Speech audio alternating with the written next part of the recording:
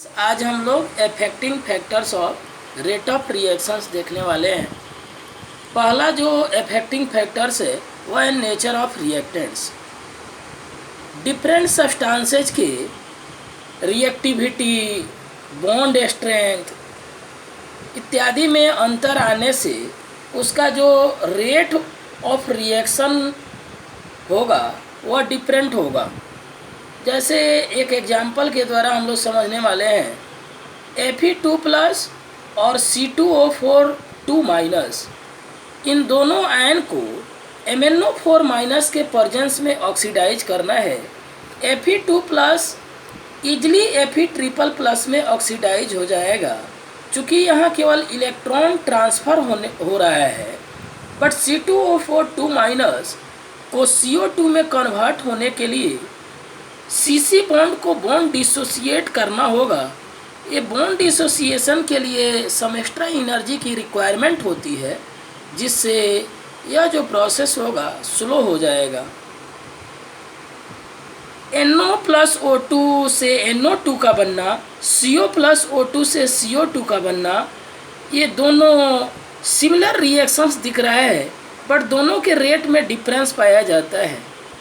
NO+O2 से NO2 का बनना जो है उसमें लो एक्टिवेशन एनर्जी रिक्वायरमेंट होती है। एक्टिवेशन एनर्जी जितनी ही कम होती है रिएक्शन का रेट उतना ही फास्ट होता है। और CO+O2 से CO2 के बनने में हाई एक्टिवेशन एनर्जी की रिक्वायरमेंट होती है, थस यह स्लो प्रोसेस होता है। इसको दूसरे तरीके से ऐसे भी समझा जा सकता, NO मोलिक्यूल का बॉन्ड ऑर्डर 2.5 आता है, जबकि CO मोलिक्यूल का बॉन्ड ऑर्डर 3 आता है। ये हम लोग 11th के केमिकल बॉन्डिंग टॉपिक में MO डायग्राम के अंदर बॉन्ड ऑर्डर निकालना सीखे थे। बॉन्ड ऑर्डर का मान जितना ही ज़्यादा होता है बॉन्ड स्ट्रेंथ ज़्यादा होता है, इसलिए NO बॉन्ड को ब्रेक कर NO2 में कन्वर्ट करने के लिए ज़्यादा एनर्जी रिक्वायरमेंट होती है CO से CO2 में कन्वर्ट करने के तुलना में। अतः ऊपर वाला रिएक्शन जो होगा वह फास्ट होगा, नीचे वाला स्लो होगा। फैक्टर देखने वाले हैं हम लोग। साइज ऑफ रिएक्टिंग पार्टिकल्स, तो रिएक्टिंग पार्टिकल का साइज जितना ही छोटा होगा उतना ही रेट अधिक होगा। दैट मीन्स पार्टिकल का साइज जितना ही छोटा होगा सरफेस एरिया उतनी ही ज़्यादा होगी, और सरफेस एरिया बढ़ने से रिएक्शन साइट्स बढ़ जाता है, जिससे कॉलिजन फ्रीक्वेंसी तो बढ़ती ही है, इफेक्टिव कॉलिजन का मान बढ़ जाता है, जो रेट ऑफ रिएक्शन को बढ़ा देता है। एक एग्जांपल के द्वारा देख रहे हैं, BaCl2 और K2SO4 को उसके ओरिजिनल स्टेट सॉलिड स्टेट में रिएक्ट कराया जाए तो कोई एप्रिसिएबल प्रोडक्ट ऑब्टेन नहीं होगा, जबकि एक्वस सॉल्यूशन में रिएक्ट कराने पर आयन के एक्सचेंज के द्वारा यहाँ डबल डिस्प्लेसमेंट रिएक्शन होगा, और BaCl2 + K2SO4 के द्वारा KCl एक्वस सॉल्यूशन और BaSO4 का वाइट प्रेसिपिटेट ऑब्टेन होगा।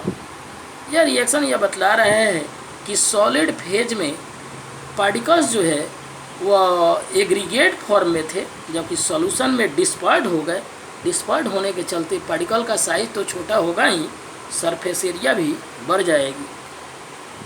थर्ड पॉइंट देखने वाले हैं, कंसंट्रेशन ऑफ रिएक्टेंट्स। यह इम्पोर्टेंट पॉइंट है। एक हाइपोथेटिकल रिएक्शन A + BB से प्रोडक्ट बना रहे हैं। रेट इक्वेशन अगर हम लोग बनाएं तो R = K concentration of A⁴ और एंड कंसंट्रेशन ऑफ B⁴ हो जाएगा। देखने से ही लग रहा है मैथमेटिकली कि rate proportional to concentration of reactants होगा। As the concentration of reactant increases, the rate of reaction increases. Reactant का कंसंट्रेशन बढ़ने के साथ साथ रिएक्शन का रेट बढ़ जाता है। Higher concentration of reactants lead to more effective collisions per unit time, which leads to an increasing reaction rate, except for zero order reactions. अभिकारक का कंसंट्रेशन, दैट मीन्स रिएक्टेंट का कंसंट्रेशन जितना ही बढ़ेगा, collisions पर unit time that means effective collisions पर unit time बढ़ जाएगा। सारे कॉलिजन्स रेट के लिए रिस्पॉन्सिबल नहीं होते, अतः यहाँ इफेक्टिव कॉलिजन मतलब प्रभावकारी टक्कर की बात की जा रही है। और प्रति एकांक समय में प्रभावकारी टक्कर बढ़ेगा तो अभिक्रिया का वेग बढ़ेगा। और यह बात जीरो ऑर्डर रिएक्शन पर लागू नहीं होता, वह एक्सेप्शन है। जीरो ऑर्डर रिएक्शन का हम लोग पढ़े थे कि रेट जो है कंसंट्रेशन ऑफ रिएक्टेंट से इंडिपेंडेंट होता है। अब हम लोग फोर्थ पॉइंट देख रहे हैं, टेम्परेचर। यह भी बोर्ड के एग्ज़ाम के लिए काफ़ी इम्पोर्टेंट है, साथ साथ कंपटीशन में भी पूछा जाता है। टेम्परेचर बढ़ने से एवरेज काइनेटिक एनर्जी बढ़ जाती है। एवरेज काइनेटिक एनर्जी बढ़ने पर fraction of colliding molecules having kinetic energy greater than activation energy भी इंक्रीज करती है। मतलब ऐसे मॉलिक्यूल्स जिनके एक्टिवेशन एनर्जी से ज़्यादा काइनेटिक एनर्जी का मान हो, उनका वैल्यू बढ़ जाता है, जिससे रिएक्शन का रेट इंक्रीज कर जाता है। ध्यान से देखेंगे, एवरेज काइनेटिक एनर्जी बढ़ने से उनका एवरेज वेलोसिटी बढ़ेगा। और इफेक्टिव कॉलिजन की बात होनी चाहिए। केवल कॉलिजन फ्रीक्वेंसी सब चीज़ नहीं होता है। ऐसे तो टेम्परेचर बढ़ने से कॉलिजन फ्रीक्वेंसी भी बढ़ती है, बट यहाँ एक्टिवेशन एनर्जी से ज़्यादा एनर्जी रखने वाले जो मॉलिक्यूल्स हैं वे ही रेट को अल्टर्ड कर पाएंगे।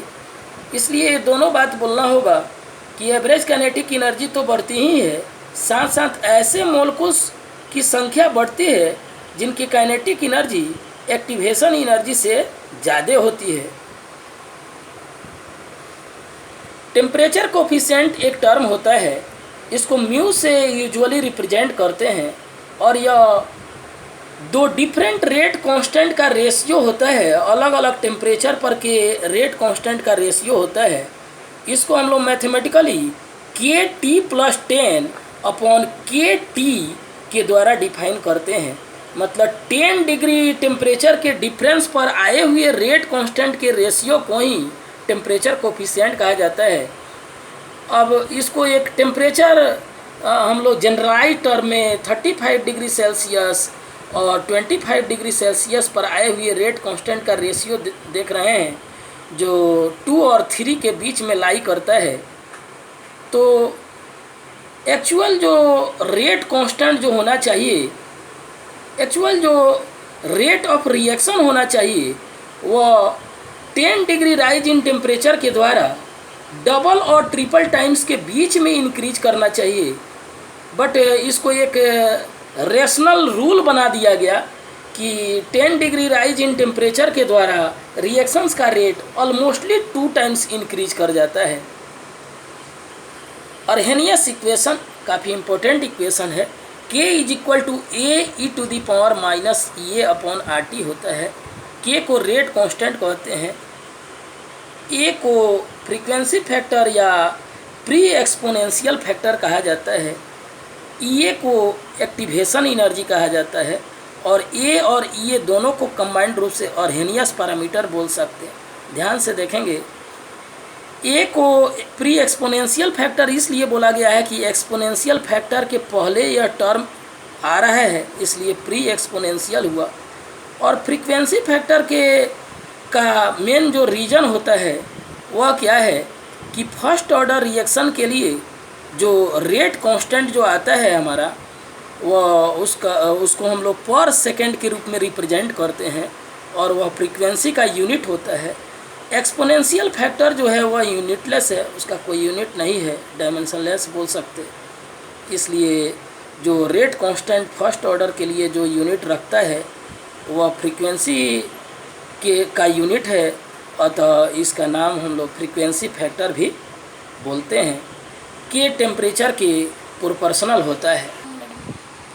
स्टूडेंट से काफ़ी इम्पोर्टेंट टर्म है जो अभी हम लोग देखने वाले हैं, ऑब्जेक्टिव एग्जाम में आता रहता है। If EA = 0 then K = A × E⁻0 हो जाएगा। दैट मीन्स यह A के बराबर होगा, और इसका मतलब हुआ कि रेट कांस्टेंट कॉलिजन फ्रीक्वेंसी के बराबर हो जाएगा। दैट मीन्स यह बोल सकते कि एवरी कोलिजन रेट के लिए जिम्मेवार होगा, यह पॉसिबल नहीं हो सकता, not possible. If A is less than zero this is also not possible. इसको कैसे देखेंगे तो k is equal to A E to the power minus A by R T. अगर ए को लेस देन जीरो करेंगे तो minus A upon are T positive हो जाएगा। ए अपॉन आर टी को हम लोग x के बराबर मान लेते हैं। If x is much more less than 1 then E to the power x का एक्सपेंशन क्या होगा, 1 plus x square by factorial 2 plus x cube by factorial 3 plus dot dot dot, और यहाँ इक्वल टू 1 प्लस एक्स लिख सकते हैं। Neglecting higher power of x के higher power को नेग्लेक्ट किया गया है। यह 1 plus a upon are t के बराबर आ जाएगा। Thus k is equal to A into 1 plus a upon are t, that is k greater than a which is absurd. यह संभव नहीं है। Thus a less than zero is not possible. Next बात देखें, if t tends to infinity, अगर temperature infinity की तरफ tends कर रहा हो तो k टेंड्स टू a हो जाएगा और ये जीरो आ जाएगा। यह भी फिजिकली रीजनेबल रिजल्ट नहीं है। एक ग्राफ देखते हैं हम लोग t और k के बीच में, यह जो ग्राफ आएगा वह एक्सपोनेंशियली इंक्रीज करता हुआ ग्राफ आएगा। ln k versus 1 upon T, k is equal to A into E to the power minus A upon are T होता है। दोनों साइड लॉग ले लीजिए। ln k बराबर ln a minus A upon are T आएगा। Equation number 1 मान लेंगे। y is equal to M X plus C, equation number 2, यह स्ट्रेट लाइन का इक्वेशन है। 1 और 2 को कंपेयर करेंगे तो y is equal to ln k, x is equal to 1 upon T, m जो स्लोप है वह माइनस ए अपॉन आर के बराबर आएगा। c बराबर ln a हो जाएगा। तो हम लोग का ये स्ट्रेट लाइन का ग्राफ हम लोग खींच सकते हैं। स्लोप नेगेटिव हम लोग पहले से पता है। Now Arrhenius equation at 2 different temperature, तो यह बहुत इम्पोर्टेंट है प्रॉब्लम बनाने के लिए। मेजॉरिटी ऑफ जितने भी प्रॉब्लम होंगे वो अर्हेनियस इक्वेशन के प्रॉब्लम इसी फार्मूला पर बेस्ड होंगे। T1 टेम्परेचर पर रेट कांस्टेंट को K1 मान लेंगे, T2 पर रेट कांस्टेंट को K2 मान लेंगे। अब हम लोग अर्हेनियस इक्वेशन का जो लॉग फॉर्म में जो इक्वेशन आया था वह कितना था, तो log k is equal to log a minus e upon are t आ रहा था, जिसका बेस e था। तो एक बार K2 रखेंगे k के स्थान पर तो टेम्परेचर T2 लेना होगा, और एक बार K1 रखेंगे तो टेम्परेचर T1 लेना होगा।